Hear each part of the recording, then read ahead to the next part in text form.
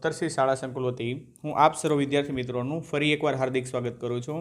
આજે આપણે ધોરણ 8 વિષય ગણિત ચેપ્ટર 15 ભાગ 3ની વાત કરવાના છીએ। તો આજે આપણે સ્વાધ્યાય 15.1ના પ્રશ્ન 4ની વાત કરીએ કે જેમાં કીધેલું છે કે નીચે આપેલા આલેખનો કોઈ એક સપ્તાહ દરેક દિવસ માટે પૂર્વાનુમાન કરેલ તાપમાન અને વાસ્તવિક તાપમાન દર્શાવેલ છે। તો તેના પરથી અલગ અલગ સવાલોના જવાબ આપવાના છે। અહીંયા તમને આલેખ આપેલો છે અલગ અલગ વાર માટે, સોમ, મંગળ, બુધ, ગુરુ, શુક્ર, શનિ અને રવિ માટે। એટલે કે અહીંયા તમને એક્સ અક્ષ ઉપર દિવસો દર્શાવેલા છે, જ્યારે વાય અક્ષ ઉપર છે તે સંખ્યા દર્શાવેલી છે, એટલે કે તાપમાન છે તે સેલ્સિયસની અંદર છે। 5 સેમી, 10 સેમી, 15, 20, 25, 30 અને 35। ખ્યાલ આવે છે? તો જુઓ, અહીંયા તમને દર્શાવેલું છે કે જે ત્રુટક રેખા છે તે પૂર્વાનુમાન છે અને જે સીધી રેખા આપેલી છે તે વાસ્તવિક અનુમાન છે। તો આપણે સવાલોના જવાબ આપવાના થશે। તો સૌપ્રથમ પહેલો સવાલ પૂછેલો છે કે કયા દિવસે પૂર્વાનુમાન કરેલ તાપમાન અને વાસ્તવિક તાપમાન સમાન હતા। તો જુઓ, બંને જે એક જ બિંદુએ ભેગા થતા હોય, ફરી એકવાર કહી દઉં છું કે જે ત્રુટક રેખા છે તે પૂર્વાનુમાન દર્શાવશે અને જે સીધી રેખા છે તે વાસ્તવિક તાપમાન દર્શાવશે। તો જુઓ, બંને જે બિંદુએ ભેગા થતા હોય, તો અહીંયા જુઓ કયા બિંદુએ ભેગા થાય છે? મંગળવારે। ત્યાર પછી કયા દિવસે ભેગા થશે? તે શુક્રવારે। અને પછી કયા દિવસે ભેગા થશે? રવિવારે। તો આપણે લખીએ પહેલા સવાલનો જવાબ કે મંગળવારે, શુક્રવારે અને રવિવારે પૂર્વાનુમાન તાપમાન, લખીએ પૂર્વાનુમાન તાપમાન અને વાસ્તવિક તાપમાન સમાન હતા। ખ્યાલ આવી ગયો? હવે બીજો સવાલ, સપ્તાહ દરમિયાન પૂર્વાનુમાન તાપમાન કરેલ મહત્તમ તાપમાન કેટલું હતું? પૂર્વાનુમાન તાપમાન છે તે ડોટ લાઈન વડે દર્શાવવામાં આવે છે। એ તાપમાન તમારે જોવાનું થશે। તો એક ક્યારે સૌથી વધારે હતું? તો જુઓ, તમારે પૂર્વાનુમાન કરેલ તાપમાન તમારે મેળવવાનું છે। તો પૂર્વાનુમાન કરેલું તાપમાન છે એ ડોટ રેખા વડે દર્શાવેલું છે। અહીંયા ડોટ રેખાની વાત કરીએ તો અહીંયા સૌથી વધારે તાપમાન અહીંયા આવે છે, કેટલું આવે છે? તમને સૌથી વધારે તાપમાન અહીંયા 35°C આવે છે। કેટલું આવે છે? 35°C। કયા વારે આવે છે? રવિવારે। તો આપણે લખીએ કે સપ્તાહ દરમિયાન પૂર્વાનુમાન કરેલ મહત્તમ તાપમાન કેટલું હતું? તો લખીએ કે સપ્તાહ દરમિયાન પૂર્વાનુમાન કરેલ મહત્તમ તાપમાન 35°C હતું। સમજ પડી ગઈ? હવે ત્રીજા વિકલ્પની અંદર સપ્તાહ દરમિયાન લઘુત્તમ વાસ્તવિક તાપમાન કેટલું હતું? વાસ્તવિક તાપમાન છે તે સીધી રેખા વડે દર્શાવેલું છે। વાસ્તવિક લઘુત્તમ તાપમાન માપીએ તો જુઓ, અહીંયા વધારે આપેલું છે, અહીંયાથી એના કરતાં નીચે સૌથી જોઈએ, સૌથી ઓછું પૂર્વાનુમાન કરેલ તાપમાન હોય તો તે કેટલું આવશે? અહીંયા આ નીચેની લીટીમાં કેટલું આવશે? 15°C। કેટલું છે? 15°C। સીધી રેખા છે, બે વખત ગુરુ અને શુક્રવારે સરખું રહે છે। તો લખીએ કે સપ્તાહ દરમિયાન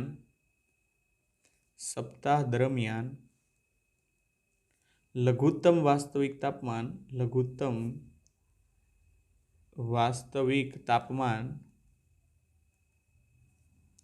15°C હતું। 15°C હતું। જણાવી દીધું? હવે છેલ્લો સવાલ, કયા દિવસે વાસ્તવિક તાપમાન અને પૂર્વાનુમાન કરેલ તાપમાન વચ્ચેનો તફાવત સૌથી વધારે છે? સૌથી વધારે તાપમાનનો તફાવત આવે છે, જો સોમવારે છે તે અહીંયા દર્શાવેલો છે, મંગળવારે બંને સરખા હતા, બુધવારની વાત કરીએ તો અહીંયા છે 25 અને અહીંયા છે 30, એટલે આનો વચ્ચેનો તાપમાન કેટલું થઈ ગયું? 5। અહીંયા છે 15 અને અહીંયા તમને 22.5 આપેલું છે, એટલે કયું આવશે? તમારે સૌથી વધારે તાપમાન જોવાનું છે ગુરુવાર માટે। કયું આવશે? ગુરુવાર માટે। જુઓ, અહીંયા તમને કેટલું તાપમાન આપેલું છે? 15 અને અહીંયા તમારે કેટલું આવશે? 22.5, એટલે 7.5 જેટલું તાપમાન વધારે થયું કે નહીં? 7.5°C જેટલું। એટલે લખીએ ગુરુવારે વાસ્તવિક તાપમાન અને પૂર્વાનુમાન કરેલ તાપમાન વચ્ચેનો તફાવત સૌથી વધારે હતો, સૌથી વધારે હતો। તો ખ્યાલ આવી ગયો વિદ્યાર્થી મિત્રો કઈ રીતે આપણે દાખલા ગણીએ છીએ। તો હવે પછી આપણે પાંચમા પ્રશ્નની વાત કરીએ। તેમાં નીચેના કોષ્ટકના આધારે રેખિક આલેખ દોરો તેવો આપણને સૂચના આપેલી છે। જુદા જુદા વર્ષોમાં કોઈ પણ પર્વતીય શહેરમાં કેટલા દિવસો માટે હિમવર્ષા થયેલ તે અહીં દર્શાવેલ છે। વર્ષ 2003, 4, 5 અને 6, દિવસોની સંખ્યા 8, 10, 5 અને 12। તો આપણે આ ગુણાત્મક માહિતી છે વર્ષવાળી માહિતી તે આપણે અહીંયા દર્શાવીએ, વર્ષ 2003, 4, 5 અને 6। તે જ રીતે હવે જુઓ 8, 10, 5 અને 12 આપેલો છે એટલે આપણે દિવસોની સંખ્યા છે તે માટે પ્રમાણમાં આપ લઈએ 1 સેમી બરાબર કેટલા દિવસ લઈ લઈએ છીએ 2 દિવસ। તો અહીંયા આવશે 2, 4, 6, 8, 10, 12। ખ્યાલ આવી ગયો। હવે 2003 માટે તમારે દર્શાવવાનું છે 8, તો 2003 માટે તમે અહીંયા દર્શાવશો 8। ત્યાર પછી 2004 માટે 10 કીધેલું છે, 2004 છે ત્યાં કેટલા દર્શાવશો અહીંયા 10। 2005 માટે તમને કીધેલું છે 5, તો જો 4 અને 5, 4 અને 6 ની વચ્ચે બરાબર અઢી કાપા ઉપર તમારે કેટલા આવશે 5। અને 2006માં તમને આપેલું છે 12, તો અહીંયા કેટલા દર્શાવવાના થશે 12। તો આપ દરેક પોઈન્ટ દર્શાવી અને તમારે શું કરવાનું પડશે, એક સામાન્ય રેખા દોરવી પડશે। ખ્યાલ આવી ગયો। તો આ રીતે તમારે આલેખ તૈયાર કરવાનો થશે, આ રીતે તમારે આલેખ દોરવાનો આવશે। સમજ પડે છે કે કઈ રીતે તમારે આલેખ અહીંયા દોરવાનો થશે। હવે એ જ રીતે તમારે બી વિકલ્પની અંદર એક ગામની અંદર જુદા જુદા વર્ષોમાં પુરુષ અને સ્ત્રીની વસ્તી 1000માં આપેલી છે। તો જો વર્ષ 2003, 4, 5, 6 અને 7ની માહિતી આપેલી છે। પુરુષોની સંખ્યામાં અહીંયા 12, 12.5, 13, 13.2 અને 13.5 હજાર દર્શાવેલ છે। સ્ત્રીઓની સંખ્યા 11.3, 11.9, 13, 13.6 અને 12.8 હજાર દર્શાવેલી છે। હવે જો બે અલગ અલગ વસ્તુઓ તમને આપેલી છે એટલે બે વસ્તુઓ છે તમે એક જ આલેખની અંદર રેખીય આલેખ સ્વરૂપે દર્શાવવાના હોવાથી તમે એને એક તો ત્રુટક રેખા વડે અને એક સીધી રેખા વડે દર્શાવવું પડશે। તો આપણે અહીંયા પહેલાં ધારી લઈએ છીએ કે ત્રુટક રેખા છે એ સ્ત્રીઓની સંખ્યા દર્શાવશે, જે સીધી રેખા છે તે પુરુષોની સંખ્યા દર્શાવશે। તો હવે તમે કઈ રીતે આલેખ દોરશો, તો જુઓ વર્ષની માહિતી છે તે તમે એક્સ અક્ષ ઉપર લખી નાખશો અને જે વસ્તી છે જે 1000ની અંદર આપેલી છે તે કયા અક્ષ ઉપર લખશો, વાય અક્ષ ઉપર। વર્ષ તો અહીંયા સરળતાથી દર્શાવીએ 2003, 2004, 5, 6 અને 7।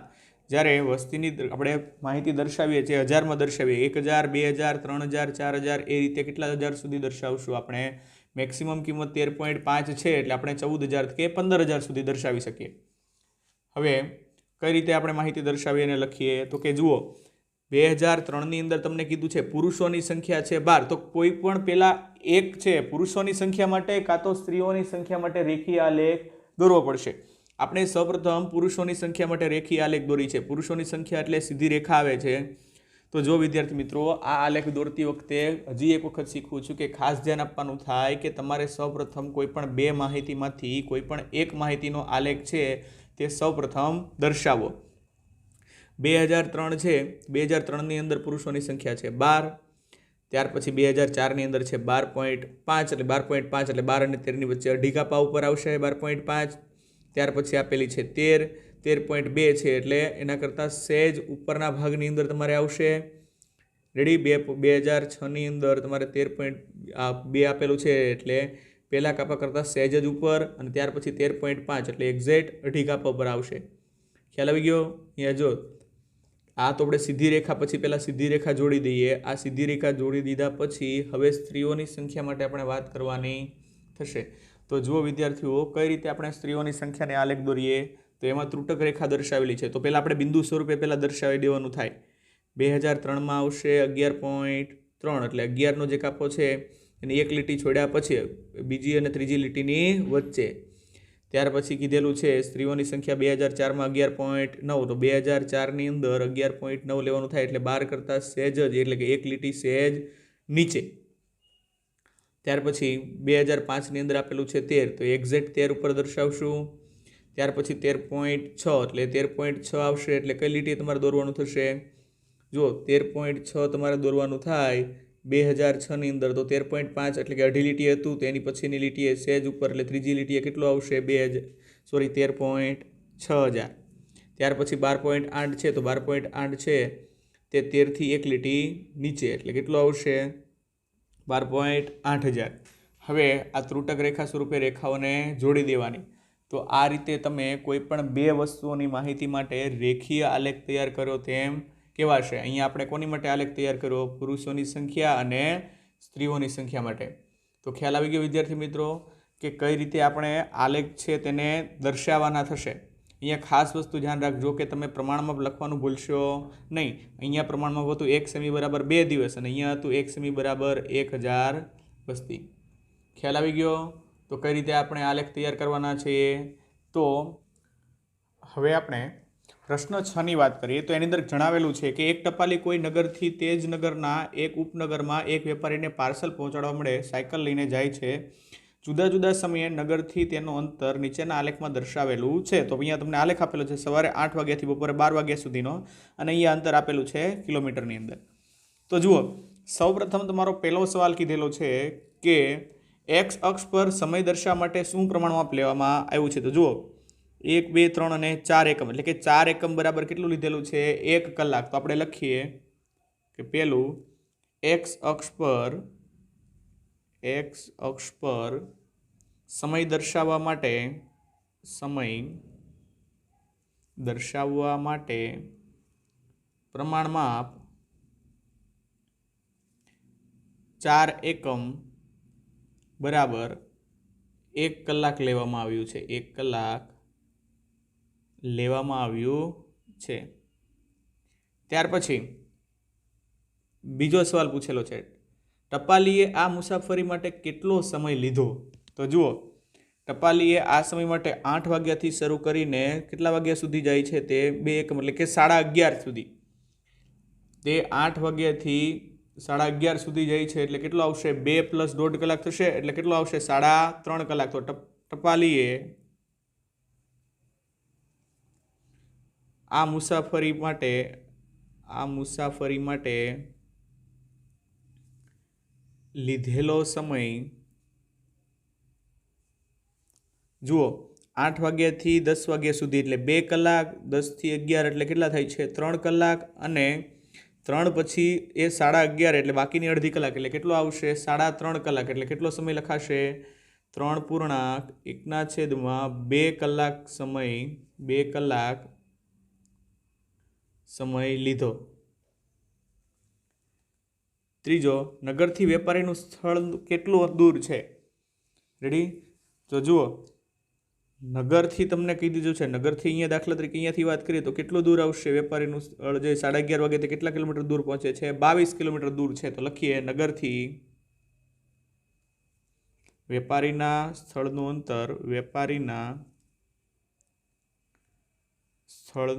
અંતર 22 કિલોમીટર દૂર છે. હવે શું ટપાલી તેના માર્ગમાં ક્યાંય થોભ્યો હતો? તો જુઓ, જે જગ્યાએ સરખું તમને આલેખી દેખાય 10 થી 10:30 સુધી, 10 થી કેટલા સુધી આવશે? 10:30 સુધી. તો લખીએ હા, ટપાલી તેના માર્ગમાં 10 વાગ્યાથી 10:30 એટલે કે 10:30 વાગ્યા સુધી થોભ્યો હતો. હવે એ વિકલ્પનો સમય, કયા સમયગાળામાં તેણે સૌથી વધારે મુસાફરી કરી? તો જુઓ, સૌથી વધારે મુસાફરી કરે છે તે જુઓ 8 થી 9 સુધીની અંદર 0 થી 10 કિલોમીટર એટલે અહીંયા 10 કિલોમીટર કાપે. 9 થી અહીંયા વાત કરીએ 9 વાગ્યે છે 10 થી અહીંયા પહોંચે એટલે 16 વાગ્યાથી 16 કિલોમીટર છે. ત્યાંથી 10 થી 10:30 સુધી એટલું ને એટલું અંતર કે ત્યાં થોભી જાય છે અને પછી 11 વાગ્યે 16 થી તે 22 એટલે 6 કિલોમીટર અંતર કાપશે. તો અહીંયા સૌથી વધારે સમય તે કાપે છે. ક્યાંથી? અહીંયા તે 6 કિલોમીટર અંતર કાપે છે. અહીંયા તે અચળ અંતર કાપે છે એટલે કે ત્યાં થોભી જાય છે. અહીંયા તે 10 થી તે 16 એટલે 6 કલાક ફરીથી, અને અહીંયા આવશે 0 થી 10. તો કયા સમયગાળા દરમિયાન? 8 થી 9 વાગ્યા સુધી. તો લખીએ કે ટપાલીએ સવારે 8 વાગ્યાથી 9 વાગ્યા સુધીમાં ઝડપી સવારી કરી. સવારી કરી. ખ્યાલ આવી ગયો વિદ્યાર્થી મિત્રો કઈ રીતે આ છે એ? પ્રશ્ન 7ની વાત કરીએ તો તેમાં કીધેલું છે કે નીચે આપેલા આલેખમાંથી કયા આલેખનો સમય અને તાપમાન માટે શક્ય છે અને તમારો જવાબ તે સમજાવો. જો કયો આલેખ છે તે શક્ય આપ કરવાનો છે, કયો આલેખ છે તે સમય અને તાપમાન માટે શક્ય હશે તે જણાવવાનું છે. તો જુઓ પહેલો આલેખ આપેલો છે સમય અને તાપમાન. સમય સાથે તાપમાનમાં સતત વધારો થાય તો આ આલેખ શક્ય છે. દાખલા તરીકે આપણે ધારેલી કે સવારનો સમય હોય, સવારથી બપોર સુધી તાપમાનની અંદર સતત વધારો થતો હોય તો આ આલેખ શક્ય કહી શકાય. ત્યાર પછી તાપમાનમાં સમયની સાથે ઘટાડો થાય, એટલે કે રાત્રિનો સમય હોય ત્યારે તાપમાનનો સમયમાં શું થશે? ઘટાડો થતો હશે, એટલે આ આલેખ પણ શક્ય છે. હવે ત્રીજા આલેખની વાત કરીએ તો સમય સાથે આલેખ, સમય એકના એક સમયે તાપમાન સતત વધતું જાય, આ આલેખ ક્યારેય શક્ય થશે નહીં. એકના એક સમયે તાપમાન સતત વધી શકે નહીં. ત્યાર પછી અહીંયા તમને કીધું છે કે સમય સાથે તાપમાનનો વધારો અચળ રહે, તો આ પણ વસ્તુ શક્ય છે કે સમય સાથે તાપમાન અચળ રહી શકે પણ એક જ સમયે તાપમાન સતત વધી શકે નહીં. એટલે કે આલેખ 1, 3 અને 4 છે તે શક્ય છે, જ્યારે ત્રીજો આલેખ છે તે શક્ય નથી. આપણે લખી નાખીએ કે આલેખ 1, 2 અને 4 એ સમય અને તાપમાનના આલેખ માટે શક્ય છે, જ્યારે એ શક્ય આલેખ છે તથા આલેખ 3 એ સમય વિરુદ્ધ તાપમાનનો આલેખ નથી. સમય વિરુદ્ધ તાપમાનનો આલેખ શક્ય નથી. ખ્યાલ આવી ગયો શા માટે શક્ય નથી? કારણ કે એક જ સમયે તાપમાન છે સતત વધ્યા કરે નહીં. તો હવે પછીના આલેખની વાત આપણે નેક્સ્ટ લેક્ચરની અંદર કરીશું.